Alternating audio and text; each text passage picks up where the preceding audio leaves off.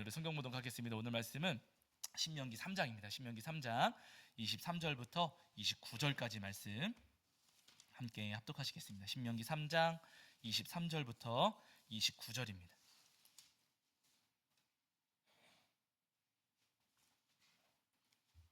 신명기 3장 23절부터 29절입니다.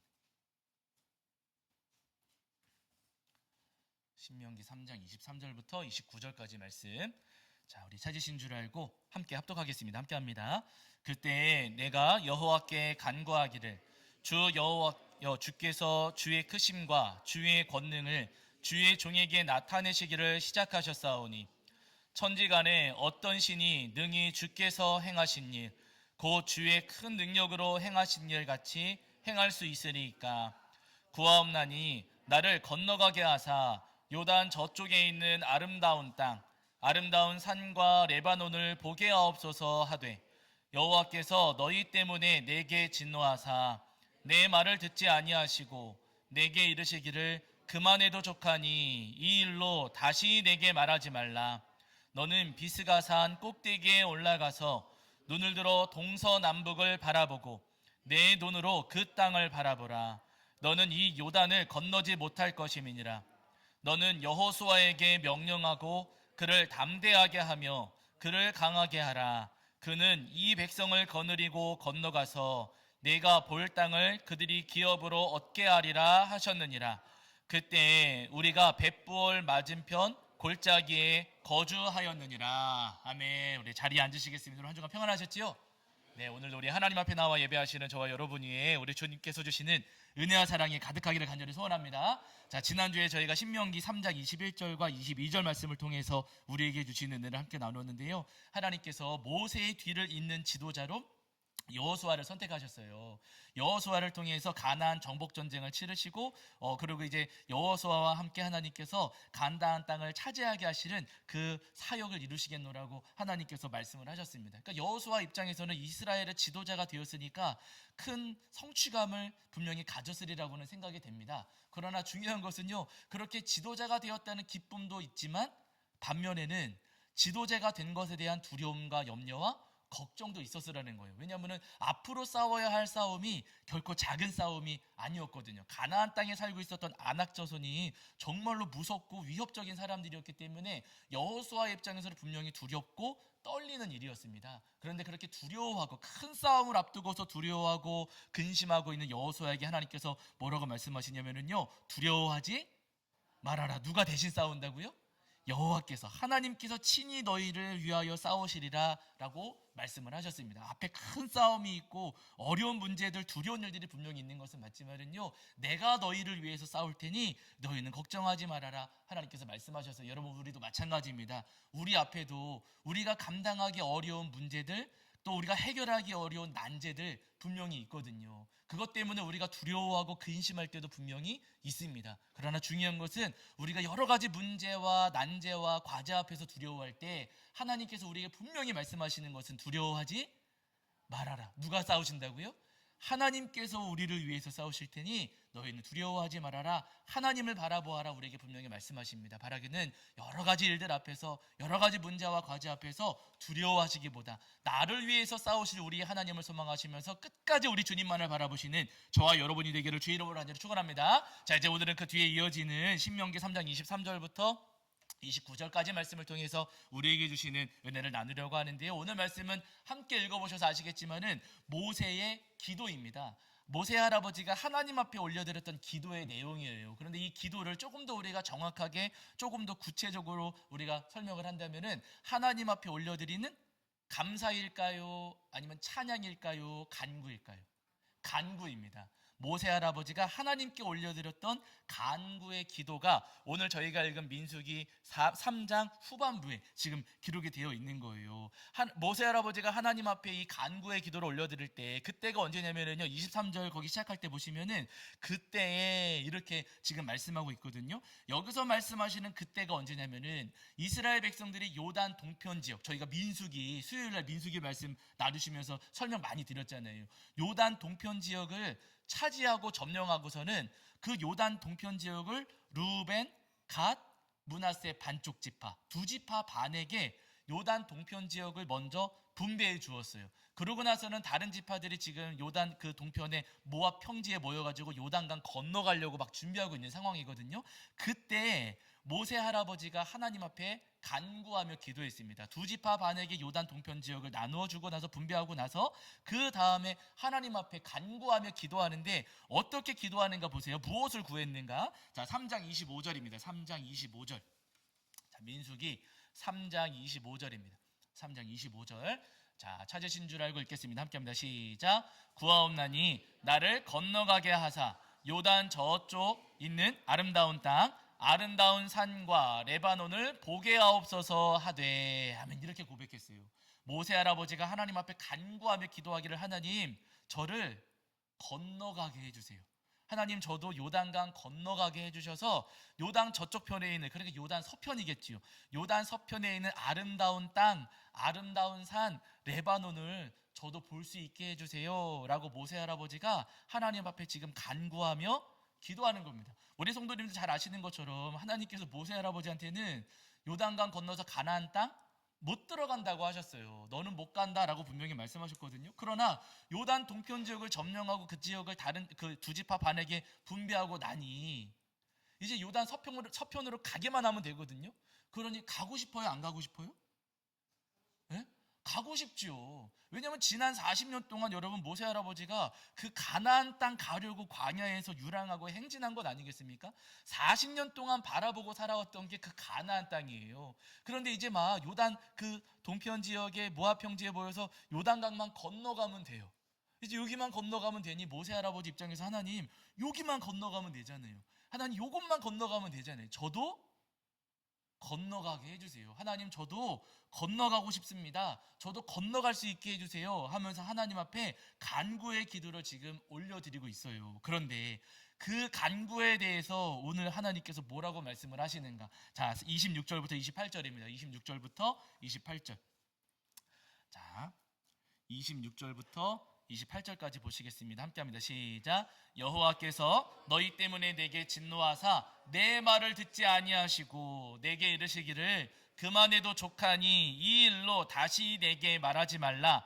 너는 비스가산 꼭대기에 올라가서 눈을 들어 동서남북을 바라보고 내 눈으로 그 땅을 바라보라. 너는 이 요단을 건너지 못할 것임이니라. 너는 여호수아에게 명령하고 그를 담대하게 하며 그를 강하게 하라. 그는 이 백성을 거느리고 건너가서 내가 볼 땅을 그들이 기업으로 얻게 하리라 하셨느니라. 아멘. 모세 할아버지가 하나님 앞에 간구의 기도 올려드렸어요. 요단강 건너가고 싶어요. 가나안 땅 들어가고 싶어요. 거기 가게 해주세요 하면서 간구하며 기도했는데 하나님께서 26절에 뭐라고 말씀하세요? 그만해도 족하니 이 일로 다시 내게 말하지 말라.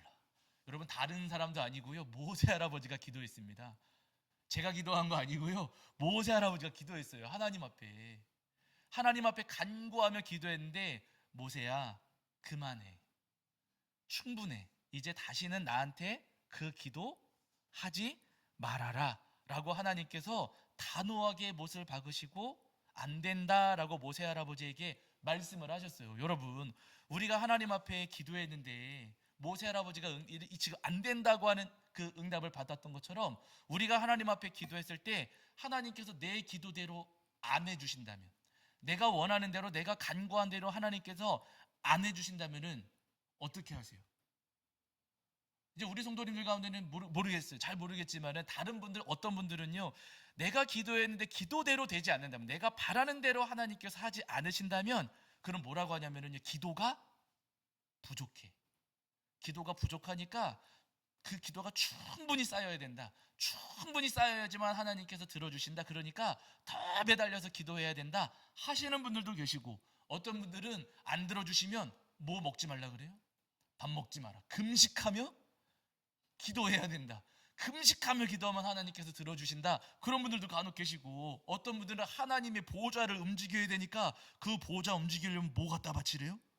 돈 갖다 바치려고. 여러분 그런 하나님 절대 아니세요. 제가 여러분 절대 그런 거. 근데 어떤 분들은 엉뚱하게 그런 이야기 하는 분들이 계세요. 헌금 많이 하면 들어주실지 모르니까 헌금 많이 해라, 그런 분도 계시고, 어떤 분들은 들어주실 때까지 그냥 무작정 기도해라, 뭐 땡깡 기도 그러면서 무작정 기도해야 된다, 그런 분들도 있어요. 한편으로는 그런 믿음이 그럴듯해 보이고 믿음이 좋아 보이는 것처럼, 좋은 것처럼 보일 수도 있겠지만은요, 그러나 예수님께서 우리에게 기도를 가르쳐 주실 때 그렇게 말씀하지 않으셨어요. 예수님께서 우리에게 기도를 가르쳐 주실 때 뭐라고 말씀하셨냐면, 뜻이 하늘에서 이루어진 것 같이 어디서 이루어지는 거예요?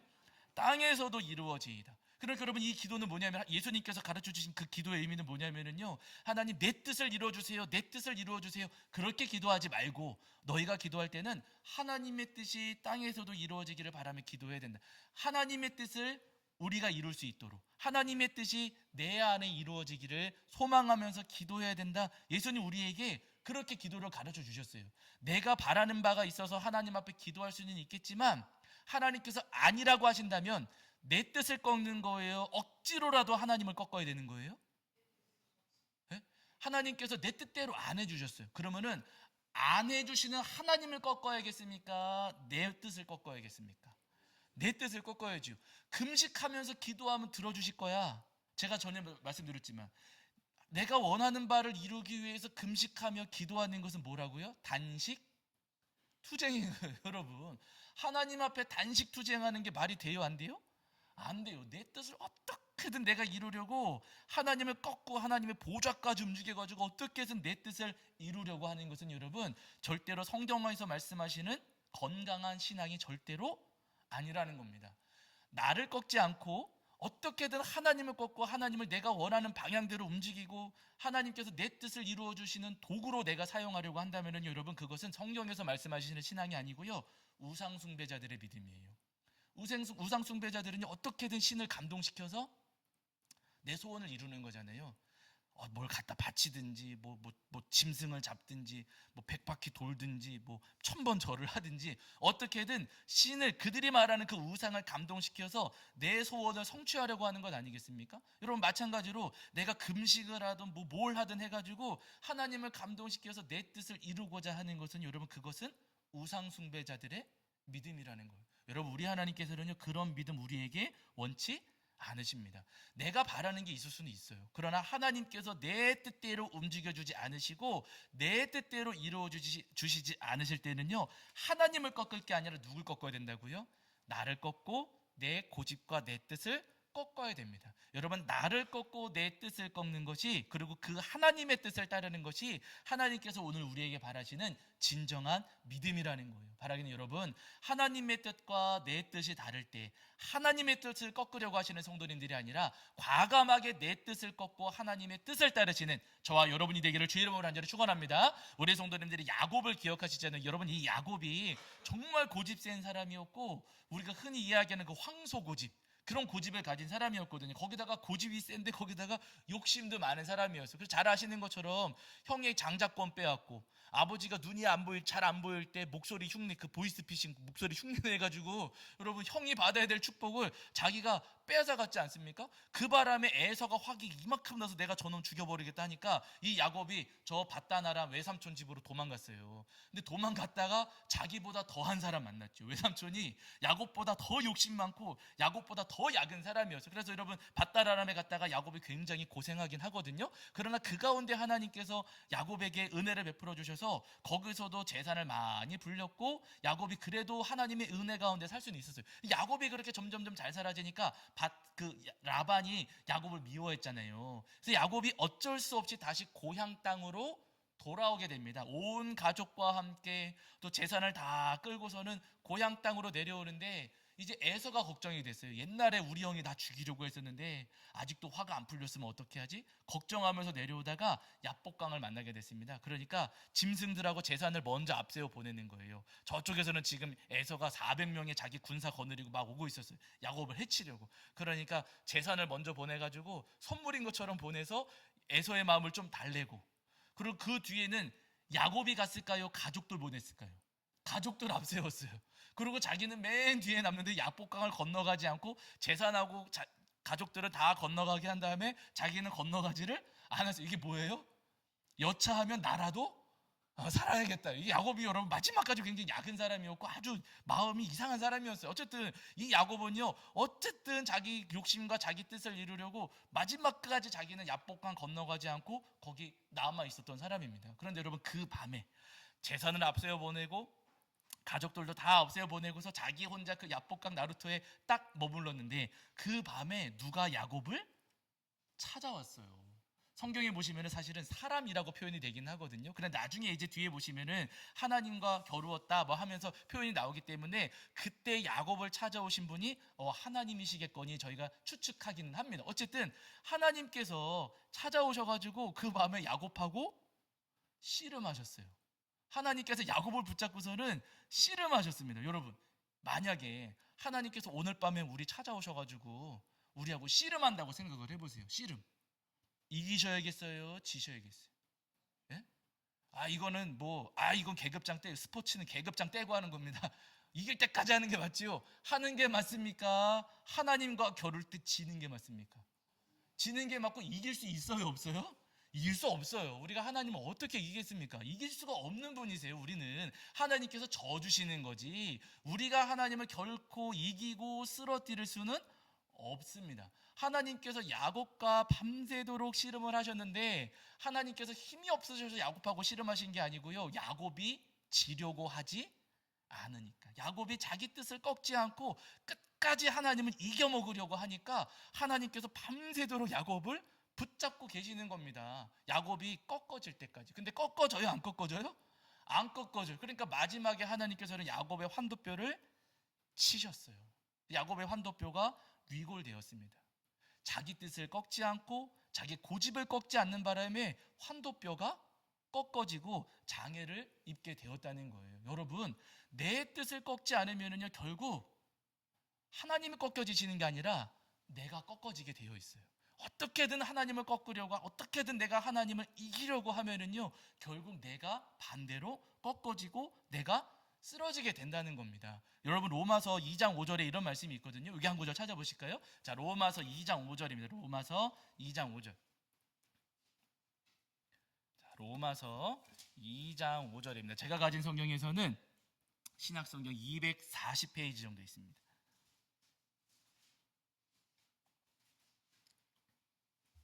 로마서 2장 5절입니다. 로마서 2장 5절. 신약 성경 240페이지 정도 있어요. 로마서 2장 5절. 자, 로마서 2장 5절입니다. 로마서 2장 5절. 신약 성경 240페이지 정도 있습니다. 자, 함께 읽겠습니다. 함께 합니다. 시작. 다만 내 고집과 회개하지 아니한 마음을 따라 진노의 날 곧 하나님의 의로우신 심판이 나타나는 그날에 임할 진노를 내게 쌓는도다. 이렇게 말씀하셨어요. 고집과 회개하지 아니한 마음 때문에 진노를 쌓게 된다는 거 말씀하시는 겁니다. 왜 우리가 그렇게 괴로운 일을 당하고 왜 그렇게 고통을 겪게 되는가? 여러분, 다른 거 아니고요, 내가 기도가 부족하고 내가 응답받지 못해서, 여러분, 그게 아니고요, 내 고집을 꺾지 않았기 때문이에요.